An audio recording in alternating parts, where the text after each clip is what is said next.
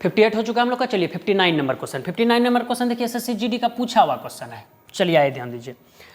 59 number question हम लोग से बोल रहा है कि एक थिएटर का मालिक ने टिकट के मूल्य में 10% की कमी कर दी। देखिए यहाँ पे कमी किया है जिससे कि टिकट की बिक्री 40% बढ़ गई। वाजिब है कि अगर किसी वस्तु के मूल्य में अगर कमी हो जाएगा तो बिक्री ऑटोमेटिक बढ़ जाएगा। तो बिक्री जो बढ़ा जिससे कि प्रतिदिन 26,000 रुपये की अतिरिक्त आय होने लगी।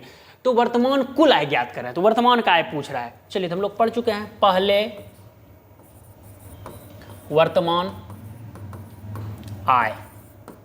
सबसे पहले हम लोग तो रेशियो मेथड से बनाना है। आइए सबसे पहले परसेंटेज वैल्यू का फ्रैक्शन मान लिख लेंगे 1/10 और उसके बाद 40% का 2/5। चलिए सबसे पहले 10% की कमी हुई है तो 10% की कमी हुई है तो आय में यानी कि 10 से 9 यानी कि 10 का 9 फिर 40% की वृद्धि होने की 2/5 का यानी कि 5 से वृद्धि हुई तो 5 से 7। कुछ कॉमन है कुछ कॉमन नहीं है तो 10 पचे 50 9 सती 63।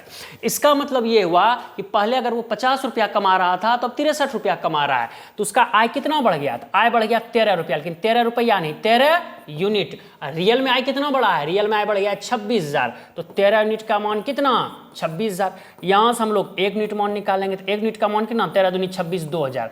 अब देखिए यहाँ से दो तरह से क्वेश्चन पूछा जाता है। कभी कभी पूछा जाता है कि पहले का कुल आय, कभी कभी पूछा जाता है वर्तमान का कुल आय। तो इस क्वेश्चन में हमसे पूछा कब का वर्तमान का कुल आय। जब वर्तमान का कुल आय पूछा है तो वर्तमान वाले यूनिट में गुणा करेंगे। तो वर्तमान का यूनिट है कितना 63। वर्तमान का यूनिट कितना है 63 है तो 63 में गुणा कर देंगे किससे 2000 से। तो इसमें 63 में 2000 से गुणा कर देंगे तो 3 दूनी 6 6 दूनी 12 126 पे 00 कहने का मतलब 126 पे 000 1,26,000 रुपया 1,26,000 रुपया यानी कि बी।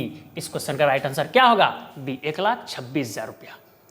चलिए 60 नंबर।